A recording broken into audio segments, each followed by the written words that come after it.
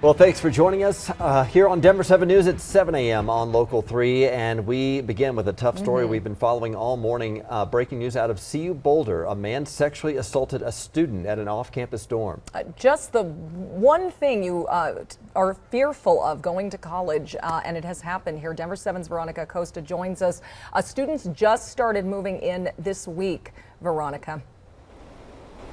They did. They actually just moved in on Monday. That is 3 days ago. This is the time when these students who moved into this building here behind me, they should be worried about maybe the color scheme of their dorm or their apartment.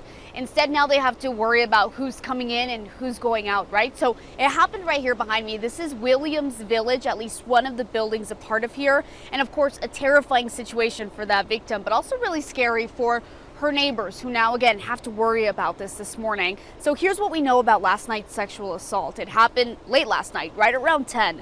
Police say the suspect got inside of this dorm hall and knocked on the victim's door. The victim, who we know is a girl, opened her door and was immediately grabbed by the neck and sexually assaulted. So we also have a description of the suspect. Police telling us he is a white man, college aged, roughly 6 feet tall with dirty blonde hair.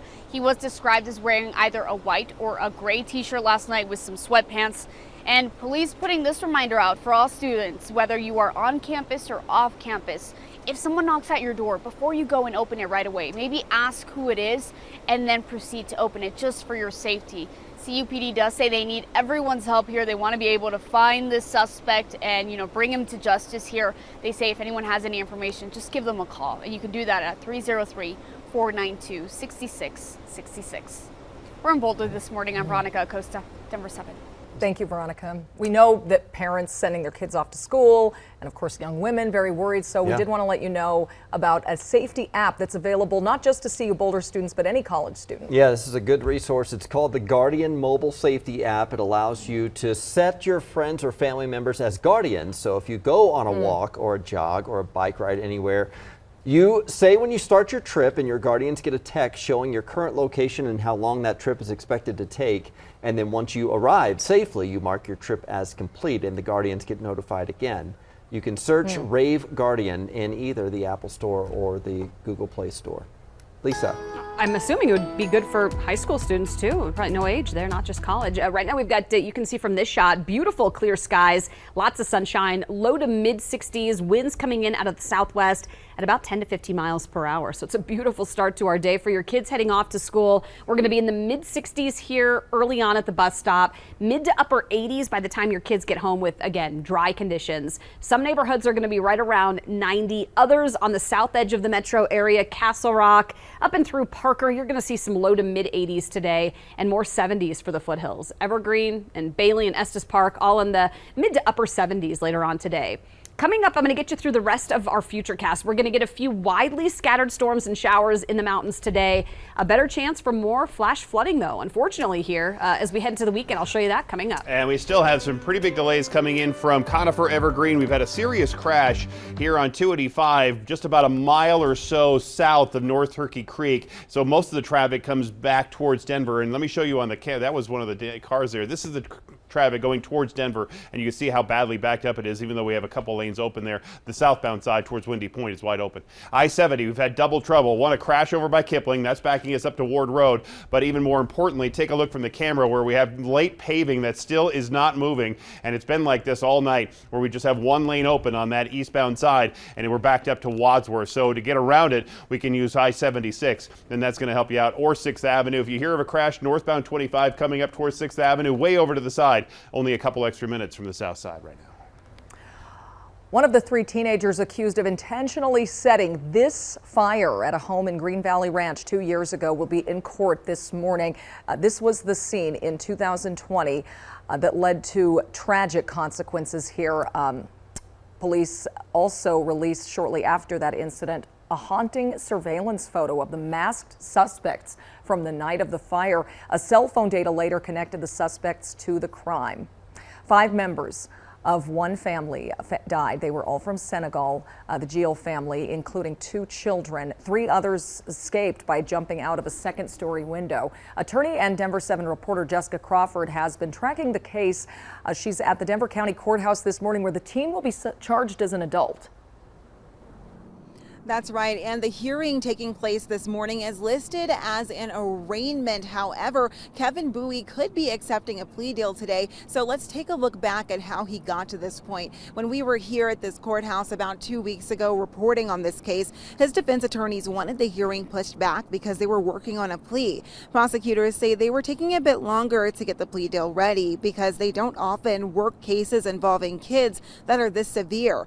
You've likely heard of plea deals on the news or on TV shows before, but there are some main points that I want to make sure to share. These are agreements between defendants like Bowie and the prosecutors. Typically, the prosecutor offers to reduce the defendant's punishment by dropping charges or the severity of those charges. Sometimes the defendant agrees to testify against someone else, and there are other suspects in this arson case.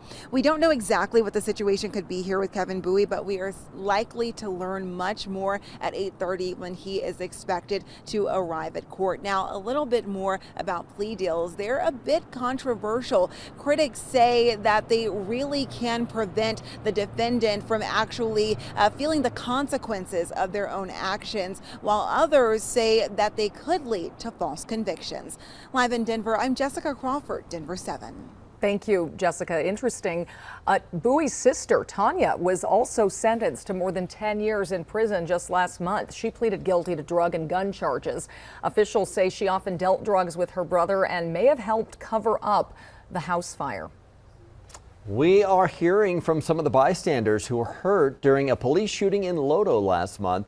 They were all outside of Larimer Beer Hall at closing time in a crowd of people when officers responded to a fight that broke out. Police say one man had flashed a gun and they shot. Well, he was hit along with 6 other people also hurt in the exchange.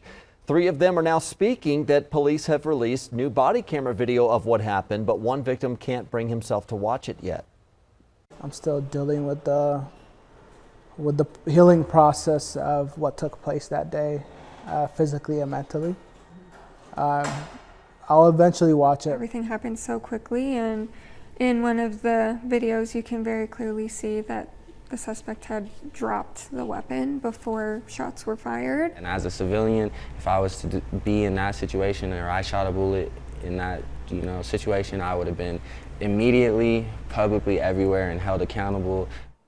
And one of the shooting victims has nerve damage to his hand because of the incident. So a grand jury will now decide whether the 3 officers involved should face charges. A big story will be following throughout the day. A judge will consider whether or not to unseal the affidavit used to justify the FBI's search of former President Trump's Mar-a-Lago home. The Justice Department requested that the document remain sealed. It says the release could damage an ongoing criminal investigation and prevent witness cooperation. Trump himself has called for its release, saying it's in the interest of being transparent.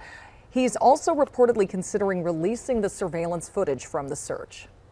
2 lawyers with Colorado ties, Jenna Ellis and John Eastman, are scheduled to appear before a grand jury in Georgia next week.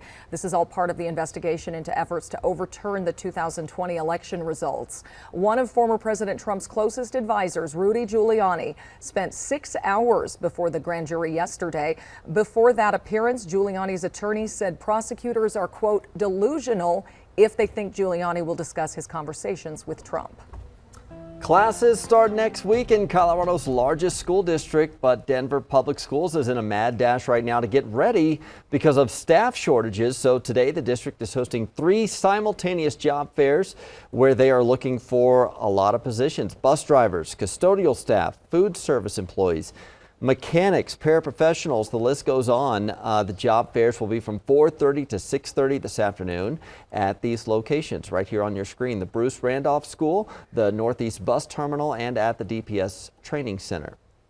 The state is forcing CU Denver to change how it trains future teachers. The Board of Education says the university needs to change reading courses in the teacher prep program. The board granted partial approval to the elementary, early childhood, and special education programs, although it received full approval for early childhood special education. This is part of the state's effort to hold teacher prep programs accountable. The Nuggets released their full schedule for the upcoming season, which will be on the road to start October 16th. The Nuggets will play at Ball Arena on Christmas night against the Phoenix Suns. 28 Nuggets games will be nationally televised this year. The Nuggets decided to announce the key scheduled dates on Twitter with a video recreating the classic game Oregon Trail. The Nuggets will travel 50,000 miles this season, which is more miles than any other team in the Western Conference. Lisa, you remember that game? Yeah, I was going to say, hopefully none of them went down by means of dysentery. Yeah, I remember that game well. Yeah, we're going to be in the low 60s here early on, lots of sunshine, mid 80s, low to mid 80s between noon and about 2 o'clock, and then we're going to hit a high right around 88. So it's a warm, dry emoji cast. More afternoon storms return tomorrow on Friday, and it's going to get cooler again on Saturday. I'll show you that here on our Super 7 Day coming up. And we yet have another crash. This one's on northbound I-25 right after 20th before you get to I-70. I can't show you that one, unfortunately. The camera's not working right there. This is working. This is the eastbound side of I-70 right near Lakeside, where we still have 2 lanes blocked, 1 lane open for this paving project, and it doesn't look like they're moving any faster to get lanes open. So we still have a huge traffic jam here, huge traffic jam across downtown. We'll take a look at it, all of it, coming up in just a minute. Well, how much do you post online, or how many emails do you think you send in a year? It's probably a lot more than you think. We'll tell you how much you share online. Denver teachers face a new problem. Aside from the low pay and buying their own classroom supplies, what could force them to leave their careers? And the district's response.